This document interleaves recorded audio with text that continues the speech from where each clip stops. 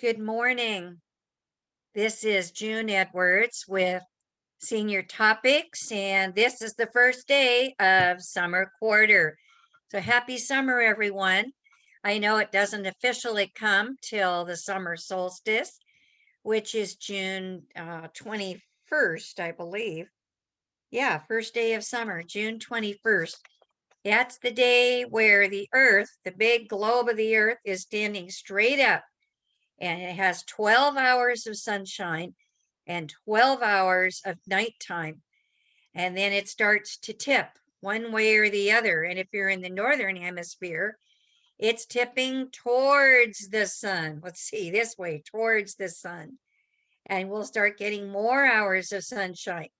Then it goes back up, and we have the fall solstice, and then it tips the other way away from the sun, and that's when we get winter and have more hours of dark.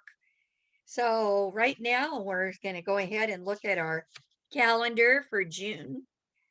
Excuse me, the second week. And we are going to start with June 6th. And that has several important remembrances, including D-Day. D-Day was when the Allied forces, near the beginning of our entering into World War II, went and invaded England and climbed the cliffs of Dover, the White Cliffs of Dover, and other cliffs, and sustained tremendous loss of Americans, but were able to get to the top eventually and go after the Germans who had occupied parts of France and Poland and many, many European countries. It is also Donut Day. It is World Environment Day, and I have some things to say about that. It is the day that the first drive-in movie theater opened in New Jersey in 1933, and it is National Applesauce Cake Day. Who comes up with these? I have no idea, but we're glad to hear about it, right? June 7th, nothing real notable on that day. You know who Nicky Giovanni was? He was born June 7th, 1943. Excuse me, and I don't know anything else for June 7th. Maybe you do. Maybe you know something. Maybe it's your birthday or the birthday of someone you love. June 8th is called Race Unity Day. Remember what Dr. Martin Luther King said in his I Have a Dream speech? I dream that one day my little children will wake up and they will find that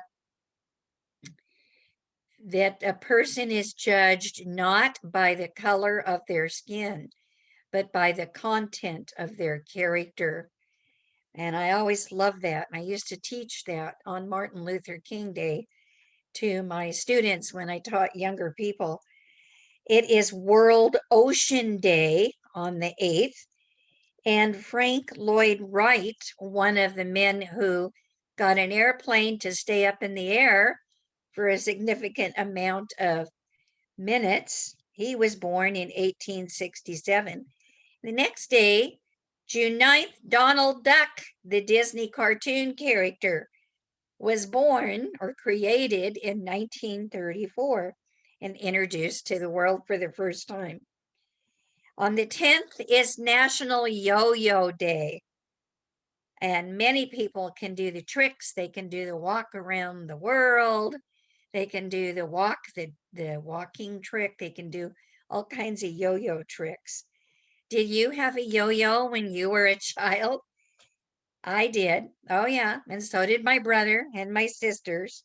Oh, you had to have a yo-yo. And you had to learn how to do some of the tricks to be a cool kid in school. On June 11th was the premiere of the E.T. movie. Remember? E.T. Phone Home.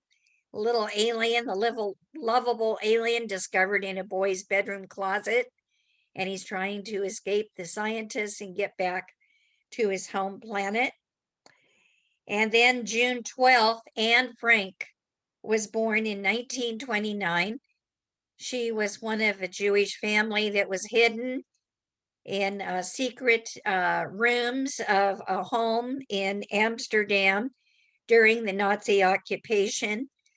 Neighbors got tired of listening to them, although they tried to stay quiet, and turned them into the Nazis, and the Nazis took them to concentration camps, and Anne was one of the people who died there.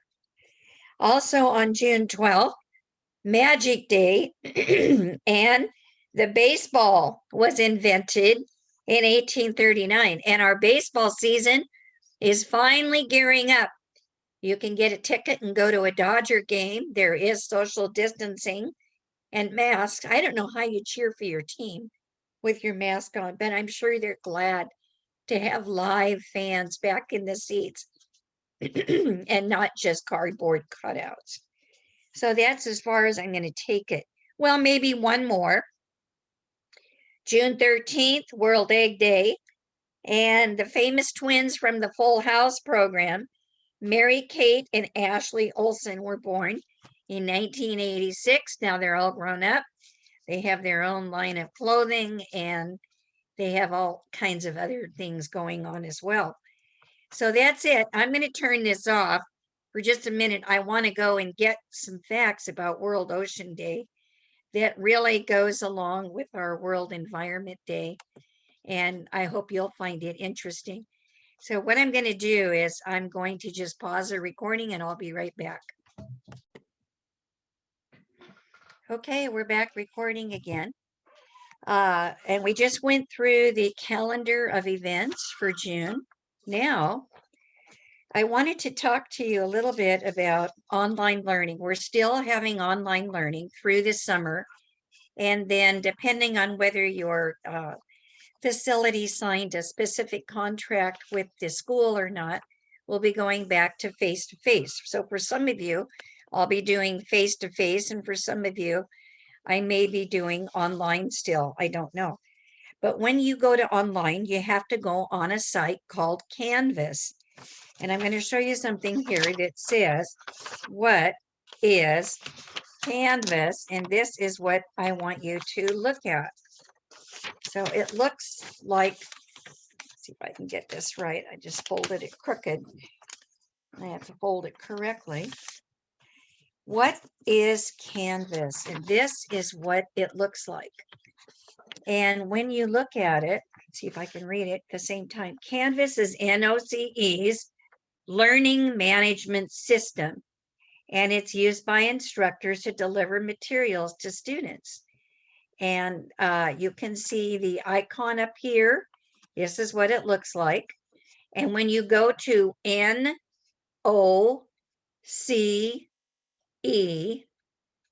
to the website, and you click on that icon, you go to the NOCE website at noce.edu for education. You click on that, you click on this icon right here, and then you go in and you log in with your student name, and your activity director will be doing that, hopefully. And then you go into the senior topics class, and it will give you all the information that you need, including pictures and interesting tidbits and all kinds of information. And that's for taking the online course. So activity directors need to be doing that and finding discussion questions and all sorts of helpful information to help them as we continue online distance learning. And we are learning, aren't we? We're exercising our brains. This is all part of brain health awareness. As you learn new things, as you discuss them, as you put different ideas together and build new brain cells in your brain, it's all a part of keeping yourself mentally alert. And that's something you have to exercise your brain. You don't just watch everything passively. You have to enter in and be part of the discussion after the class. So you can even take notes. That's a good way too. retain more memory up here and to help build more neural connections and more brain cells. Yes, your brain can build brand new brain cells that are healthy and alive, and you can expand your vocabulary and your mental alertness. So here's our first story. Bird-friendly turbines. Now, you know what a turbine is. Got a picture here of one. And this is, we call them the windmills, and they harvest the wind. One more time, get a good look at that. And they've been finding that birds are colliding with the turbine blades. And that is definitely a negative reason for having a wind farm. It's killing many of the birds. But they've been doing a study in Norway at Smola Wind Farm. And in Norway, over a 9-year period, they found that they could cut down the number of bird strikes where birds are killed by the, sliced in half, basically. They have been cut down. they can prevent it by 70% simply by taking one of these blades here, and painting it black. And when they do that and put a black stripe on one of the blades, suddenly the birds can see it, and then they can see the 3 rotating blades, and they learn to avoid them. And they expanded the research to other wind farms and found the same thing happening there. So I don't know. I have driven out by some of the wind farms in California out towards Tehachapi, and I've never noticed a black stripe on the blade. Such a simple thing, and it would save much, much more of our bird life. Also, something else for Environment Day as we're trying to improve our environment, we can learn to reduce the waste of surplus food. Many stores have now set up a program to donate food because every day huge amounts of food are being thrown away as supermarkets offload produce that has passed its best used before dates. Restaurants, cafes, and bakeries have to dispose of uneaten meals and food for similar reasons. Well, somebody decided to do something about that as their contribution to helping clean up our environment. And they invented an app called Too Good To Go. And it's reducing the waste of surplus food. It was devised in Copenhagen, Denmark, and it is now being used in 14 European countries. I'm hoping they're going to bring it here. And it gives people access to unsold, safe to eat produce from participating suppliers. And the food is heavily discounted and only costs about a third of the regular price. And I hope that food banks can get access to some of that food as well. It was launched in 2016, and the app Too Good To Go has now been downloaded by 22 million people in Denmark, Norway, Sweden, Germany, France, the Netherlands, Belgium, Spain, Austria, and Italy, Poland, Portugal, and the United Kingdom. Users can see which outlets in their neighborhood have surplus food available on any given day, and then they can go pick it up at closing time. The app helps households on restricted budgets and is providing an estimated 100,000 meals a day. It also is playing a part in keeping the air a little bit cooler because food waste contributes to 8% of global greenhouse gas emissions. So we can fight food waste and ensure that quality surplus produce does not end up in our landfills. So that's a great idea. I think it's great. And here it's showing somebody that's going after some of that excess food. It's still good. It's just past the should be used by a date on the stamped on the package. Now I have one more for you, and this is ocean ranging albatrosses keep track of illegal fishing. And here you see an albatross. Albatrosses are being used to detect illegal fishing in the Indian Ocean through a pioneering study done by researchers at France's National Center for Scientific Research, or CNRS. Illegal fishing is estimated to cost 19.5 billion euros a year, but satellite monitoring of boats is slow, costly, and inaccurate. So, what did the team do? The team strapped 169 wandering albatrosses with sensors that can detect a boat's radar. The sensors then confirm whether the boat's transponder, which enables authorities to track a vessel, is switched on, because transponders are many times switched off during illegal fishing. Now, these are large birds. They travel over huge distances, hundreds and hundreds of miles, and they're very attracted, of course, to fishing vessels which throw their waste overboard. Over a 6-month period recently, roughly a third of the vessels detected in the southern Indian Ocean were not broadcasting their whereabouts. And this is a very cheap form of surveillance using birds instead of expensive satellite monitoring, which is being used, but the birds can verify and complement the tracking and show just a simple thing like that. You know, sometimes the simplest ideas make the most sense. And then along with that, I wanted to talk to you about ways that we can help protect our oceans on World Environment Day.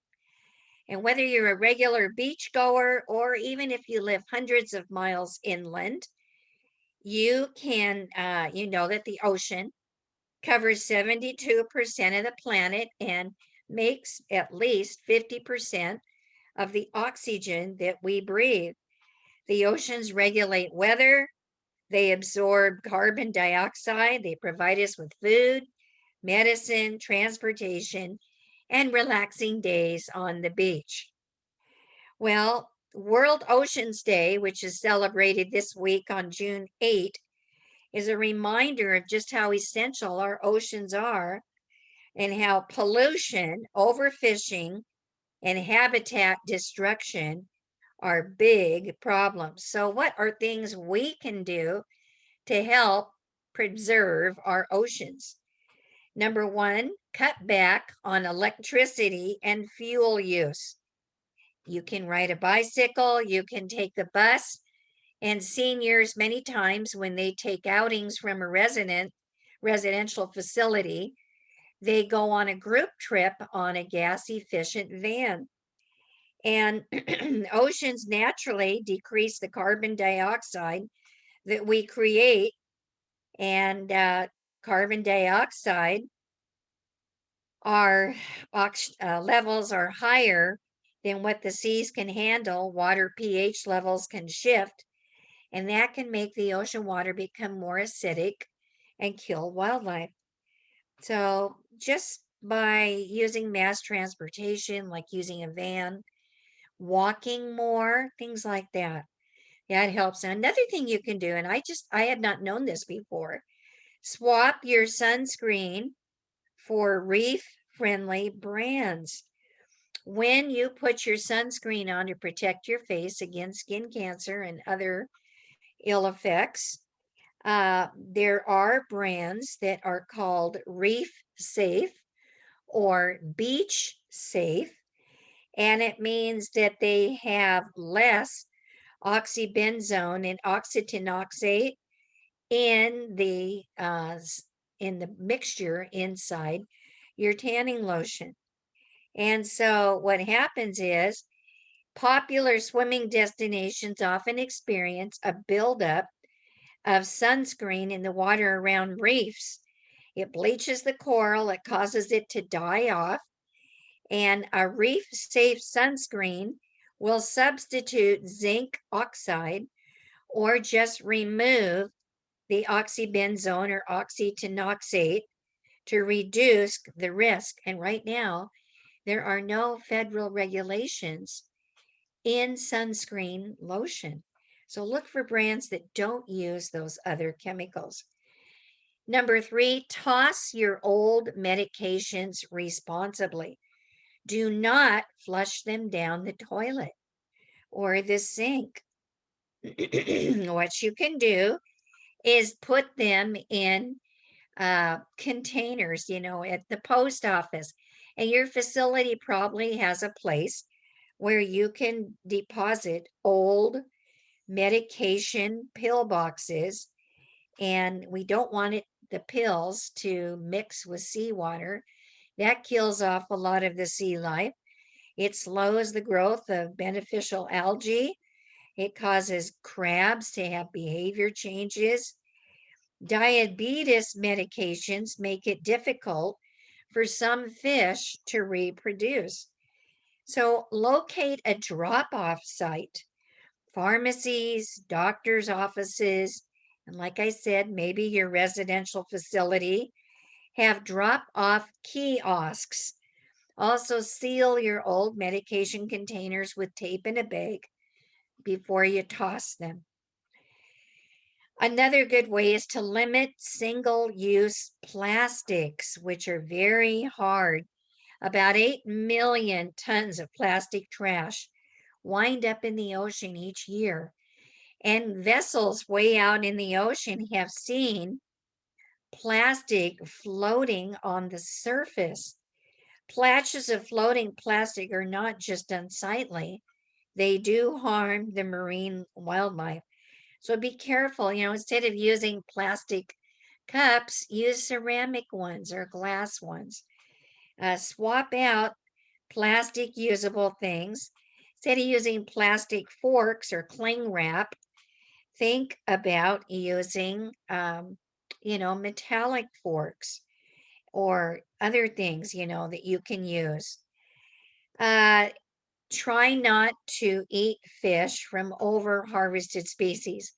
Now, I know you don't control what your kitchen cook picks up for your foods, but hopefully, greatly reduced fish populations like cod and orange roughy are not on your menus. Try to use fish that use alternatives, and you can get seafood guides from places like the Long Beach Aquarium or the Monterey Bay Aquarium that can help you understand using fish that are harvested in a more responsible way. Another thing you can do is to sign up for a waterway cleanup or support nonprofit groups that go and clean up the trash. And you can slow the flow of plastic and trash into the ocean. You can host a waterway or a beach cleanup. These are just a few of the many wonderful ideas for World Environment Day as we're trying to protect our oceans. And I think I've used up most of our time. I just want to tell you one more story for today. The history of the drive-in movie theater. Many people hear stories of their grandparents or their parents going to the drive-in for a Friday or Saturday night hangout. And we did it ourselves, didn't we? Especially when we were children. There were drive-ins as early as the 1910s, but the first patented official drive-in was on June 6, 1933, by Richard Hollingshead in New Jersey. He created it for his mother, actually, And he had first made her a mini drive-in movie theater because she was too large to sit in the very small movie theater seats comfortably. So he advertised his new drive-in movie theater as being family friendly. And one of the things they do, they have built playgrounds in front of and below the main screen. So you can take the kids up there to play while they're waiting for the movie to start. And then everybody stays in their own car. So you're not hearing babies crying or kids in a large movie theater because you are each in the privacy of your own car. Well, these movie drive in theaters were so popular in the 1950s and 60s, especially with the baby boomer generation, because people were having large families, 4, 5, 6 kids, and it was a cheap family outing. At that time, there were over 4,000 drive ins throughout the United States, and they were a very popular place to go, especially if you were going on a date. It didn't cost that much money to go show off your car and go to the drive in movie theater. Well, later, drive ins went down in popularity. That started in the mid 1970s with the gas crisis, and it was becoming too expensive to drive there. And so it started going down. And then the invention in the 1980s of the VCR, the video player, a lot of people decided just to stay home. So a lot of the owners of the drive-ins began to sell them off because it takes at least 15 acres to support the running of a good uh, movie drive-in theater. And so they sold the land to developers to build malls or more houses. And they're not as popular now, but there are still about 350 drive-ins throughout the country. Actually, some of them are beginning to reopen because as the main theaters were closed down during the pandemic, people could go and stay in their car and socially distance, and they went to the drive-in theater to watch a movie. Some churches are taking over the old drive-ins and they broadcast the service up on the large movie screen, and people can stay in their car and comfortably watch the program, and they can have their snacks. You know, they had popcorn, candy, sodas, all kinds of things like that. People would bring their meals and eat while they're watching the program on the screen. So let's hear it for Drive In Movie Theater Day. And that's about it for this week. I just want to tell you that baseball season has started. I want to show you a picture of the official baseball. Here you go. Look at that. It has cork, it has black rubber, red rubber, it has a type of cowhide in it. And what's that last word? Yarn to stitch the whole thing together, red yarn. That is what the official ball looks like today. And of course, the uniforms are much safer than they used to be. Look at this old umpire uniform. This one was sketched out and patented in 1904.